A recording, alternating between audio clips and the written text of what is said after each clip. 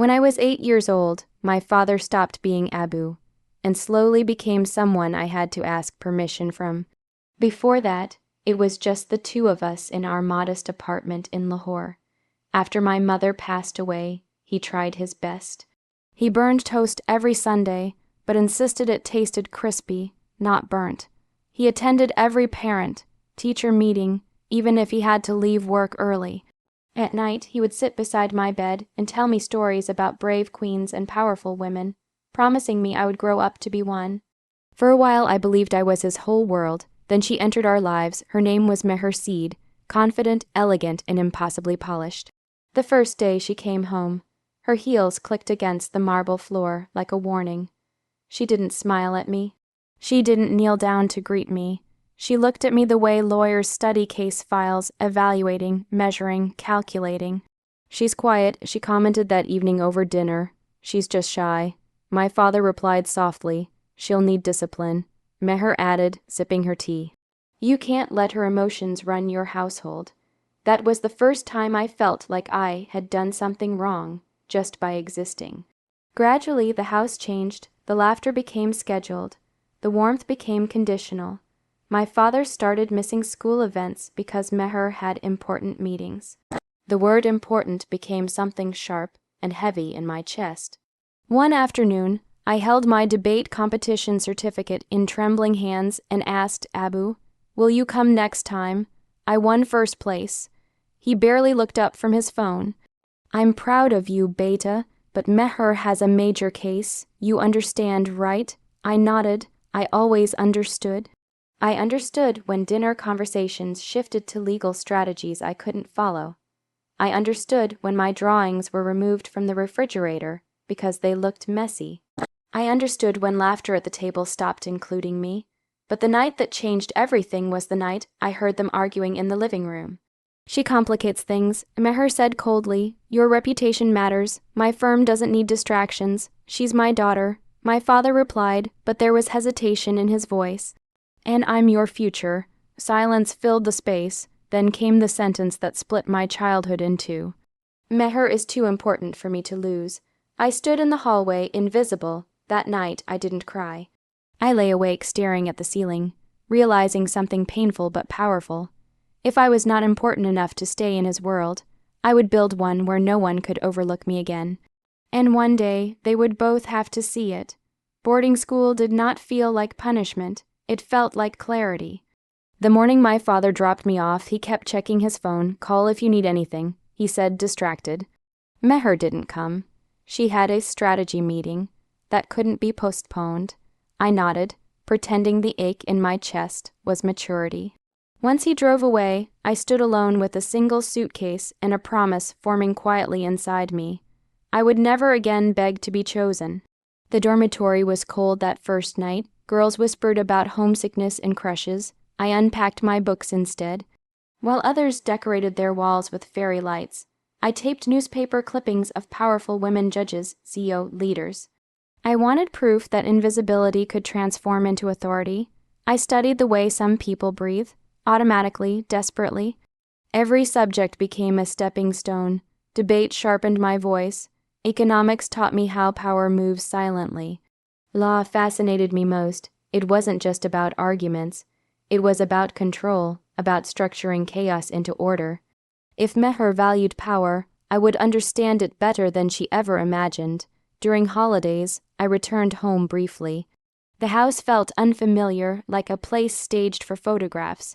Meher's presence filled every corner, her books neatly arranged, her awards displayed prominently. My childhood drawings were gone. "You've grown," she commented once, scanning my report card. "She's doing well." My father added, though he spoke as if delivering someone else's summary. I smiled politely. I had learned to make my emotions invisible. Years passed and my grades became exceptional. Scholarships followed. Teachers encouraged me to apply internationally. When the acceptance letter from Harvard Law School arrived, I stared at it for a long time before opening it. Congratulations. The word felt heavier than any rejection I had survived. My father called that evening. "That's impressive," he said. "Meher thinks it's an excellent opportunity. Not I think, not I'm proud, but but I had stopped waiting for those words. At Harvard, the world was bigger, sharper, more competitive. Students argued like generals preparing for war. Professors challenged every assumption. I thrived in it. I volunteered for complex research, interned at firms that intimidated even seasoned lawyers, and stayed up until sunrise preparing arguments no one asked me to perfect. But I perfected them anyway. Because success was no longer about proving them wrong. It was about proving myself undeniable. I stopped being the girl who waited in hallways hoping to be seen. I became the woman who walked into rooms expecting attention.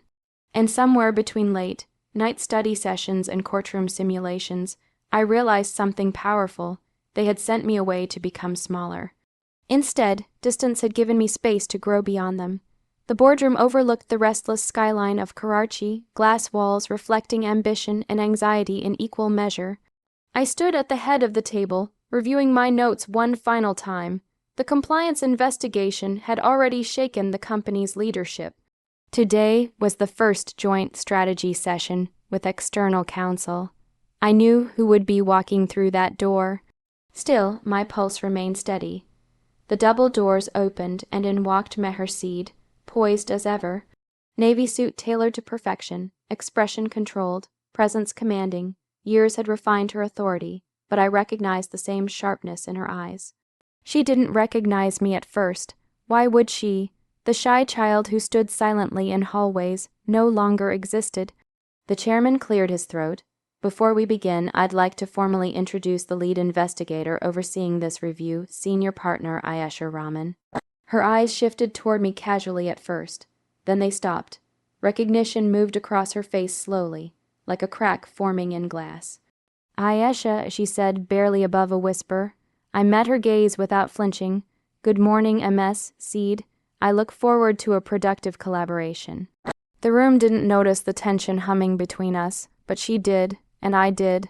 The meeting began. Documents were projected. Financial inconsistencies outlined. Regulatory exposures highlighted. I spoke clearly, precisely, dismantling weak defenses before they were fully formed. My tone remained professional, measured, never emotional. That was intentional. Revenge, I had learned, is most powerful when it requires no raised voice. Meher recovered quickly. She was too experienced not to. She challenged my findings, attempted to redirect certain arguments, framed risks as manageable. But every time she pushed, I responded with data, with case precedents, with strategic calm. There was no space left for dismissal. During a short recess, she approached me privately. You've become impressive, she admitted carefully. Though you're being rather firm, I'm being accurate, I replied evenly. The facts deserve clarity. For the first time in my life, she adjusted her tone around me. When the final presentation slide appeared on the massive screen, the room fell silent. Lead investigator, Ayesha Rahman, international compliance partner, my name. Large, unavoidable. Applause filled the room as I concluded with recommended reforms and a strategic recovery plan. Executives nodded in approval. The chairman thanked me for my exceptional leadership. And in that applause, I looked at her. Not with anger, not with bitterness, but with certainty. She wasn't looking at a child anymore. She was looking at authority. Her face didn't show rage. It showed something quieter, realization.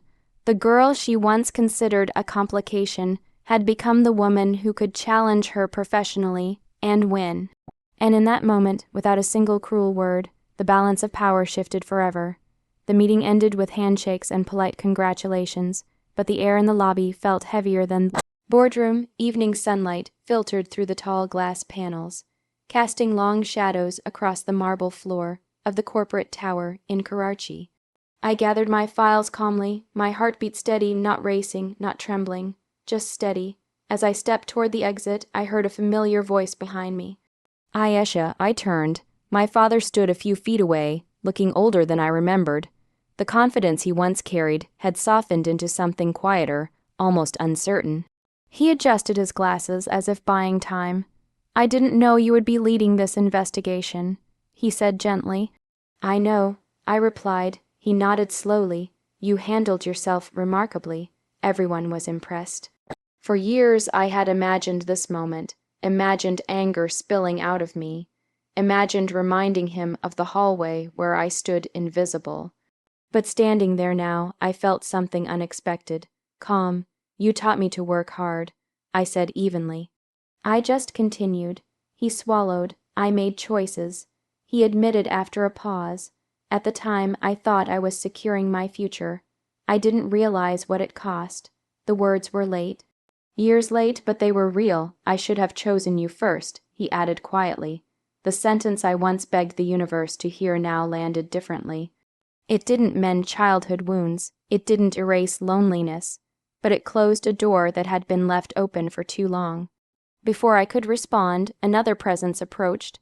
Meher Seed stood composed, though the edge in her confidence had softened. You've built an extraordinary career, she said, her voice controlled but sincere. I underestimated you. There it was. Not apology, not affection, recognition. I didn't need to be overestimated. I replied calmly. I just needed space to grow. She held my gaze for a moment longer, then nodded. No defensiveness, no sharp remarks, just acceptance, and in that quiet exchange, I understood something powerful. Revenge is not about humiliation. It is not about destruction. It is about standing so firmly in your own success that those who dismissed you must adjust their perspective. I didn't take her job. I didn't attack her reputation. I didn't raise my voice. I simply walked into a room where I once felt small and owned it. As I stepped outside into the fading sunset, the city humming around me, I felt lighter than I ever had before. They had once decided I was not important enough, but the sweetest victory wasn't making them regret it. It was realizing I no longer needed them to validate my worth. For the first time in my life, I had chosen myself. And that was the real revenge.